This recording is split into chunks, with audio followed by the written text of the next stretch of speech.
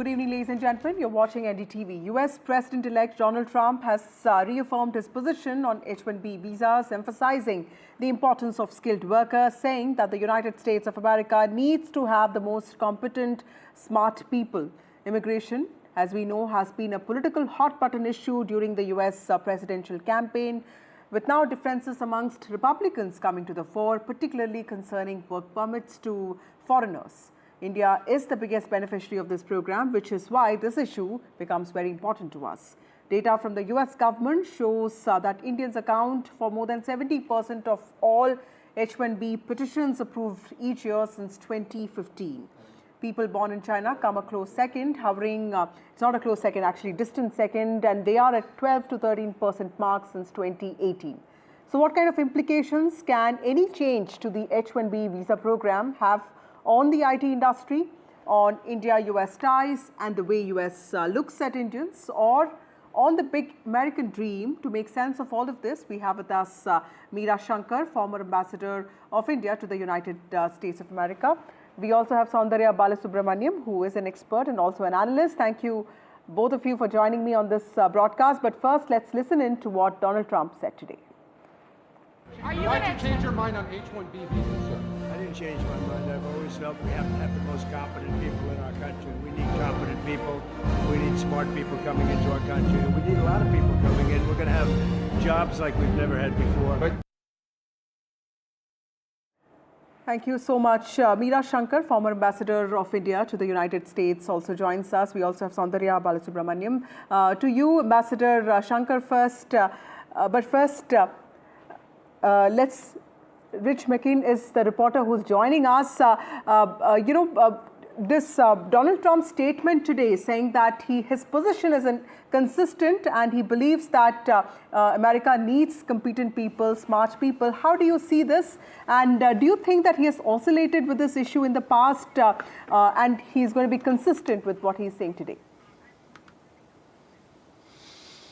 Yeah, well, nice to join you. Good afternoon from New York. As you said, overnight here in the US, Donald Trump has really sought to clarify his position on the H1B visa following what really has been a heated debate raging here among Republicans in the last couple of weeks. Last night, Donald Trump spoke to a reporter about the visa, as you mentioned, at that New Year's event in Florida. And I think it's important for context to realise that this visa is offered to highly skilled immigrants, ones that it's a visa that Donald Trump has actually criticised in the past in 2016, and it's one he sought to restrict while he was in office during his first term. And last night when he was asked about the visa, I think it's important to reiterate what he had to say. He said, "I've always felt we have to have the most competent people in our country.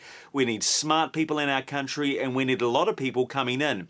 Now, if Donald Trump were to be in favour of this in a few weeks when he takes office, it would be good news for the thousands of people who apply for H1B visas every year. As I mentioned, these are visas offered to highly skilled, highly qualified immigrants to come to the US and work in businesses who need these skilled workers.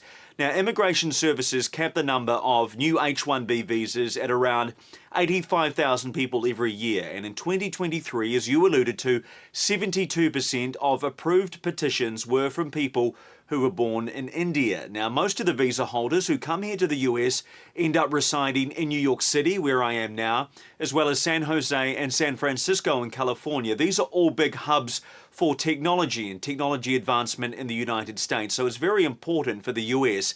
Now, the reason this has become such a major story here and around the world in the last couple of weeks is because Donald Trump, of course, appointed an Indian-American entrepreneur to become his artificial intelligence advisor, and he spoke out in favour of the H1B visa.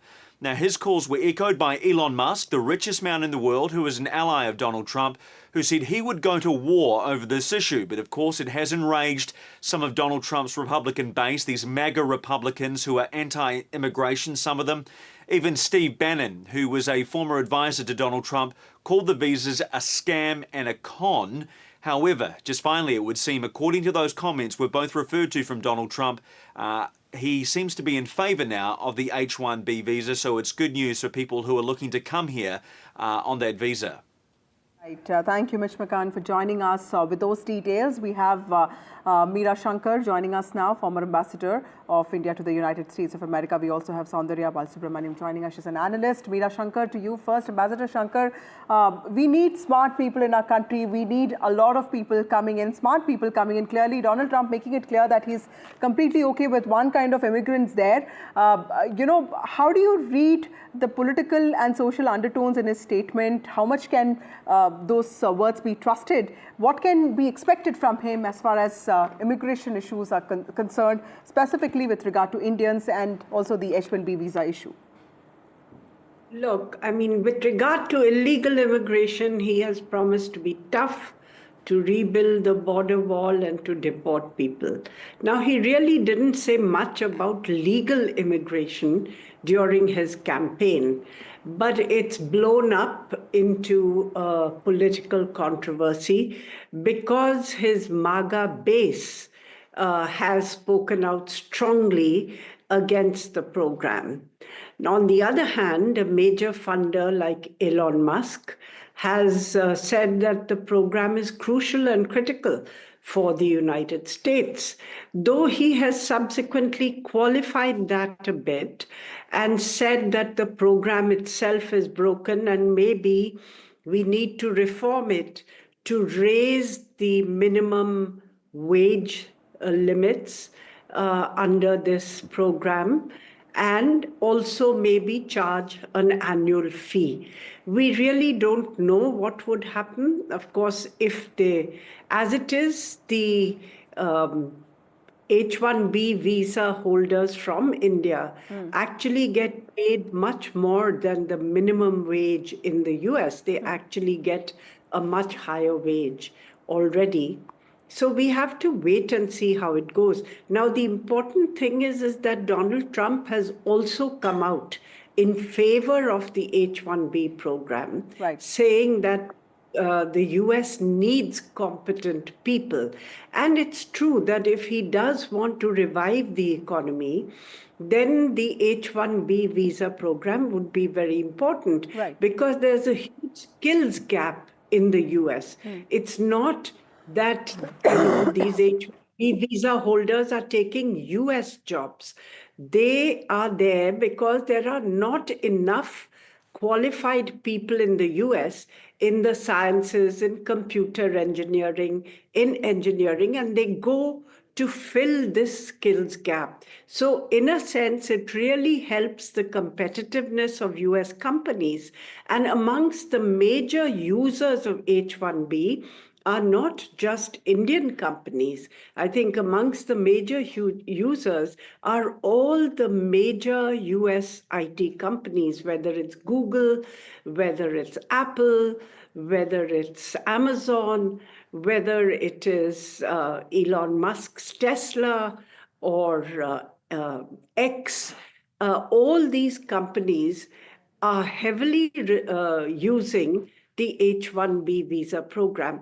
So for Trump, it's a question of pragmatism, because if he wants the economy to deliver, he can't start by creating a huge gap which would impact the competitiveness of the US's most successful and biggest companies. So pragmatism is probably what is driving this. Saundarya, clearly it is also the dominance of Indians that seems to have caught the attention of nativist MAGA Republicans. We have heard those voices that have spoken out in the last few days. Do you see this debate settling down anytime soon, or do you see this taking center stage?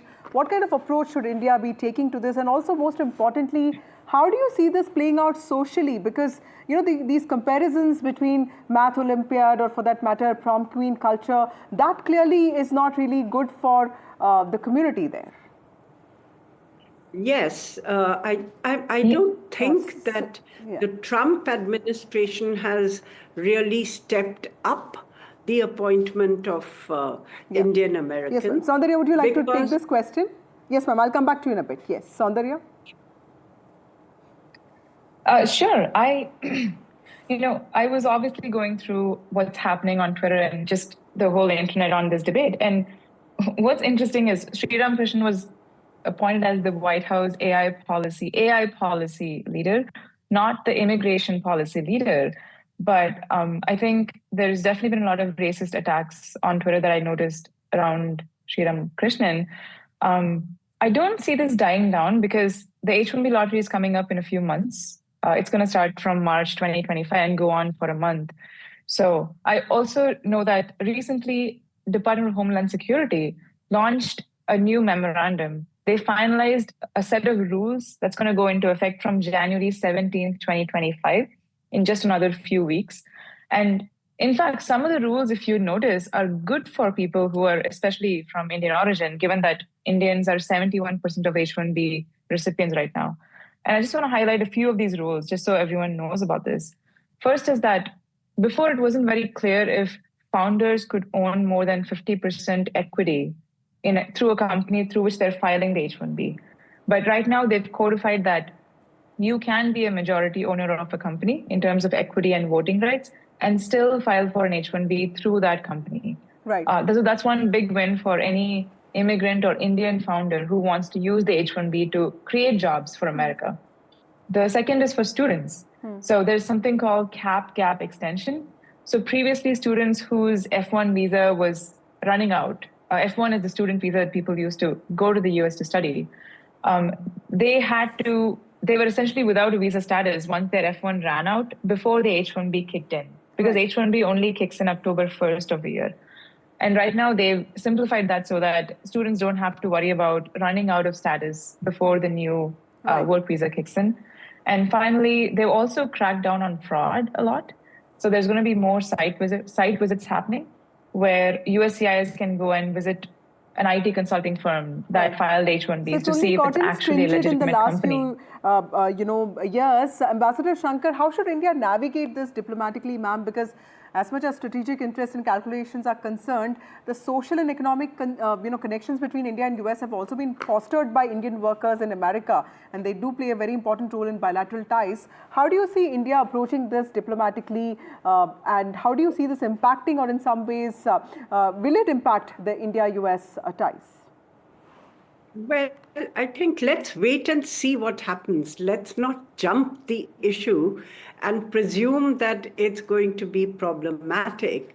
Let's wait and see what happens in actual terms. What does Trump do? Because he says he likes the H1B program a lot. He's used it himself for workers on his projects and so on. So he's clearly plumping on the side of economic pragmatism, at least as of now. So let's wait and see what he does.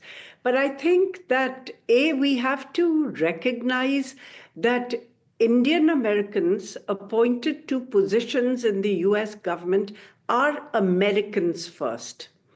We tend to, sometimes overreact and think that they are Indians. They are not Indians. They are Americans. Their loyalty is there, and that is their priority. And that's something we have to be conscious of.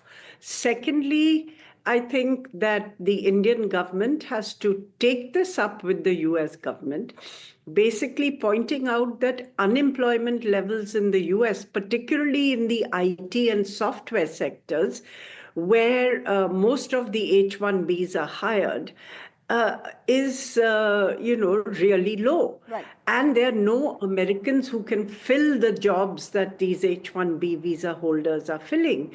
So this is something which is a trade-related issue, as NASSCOM says.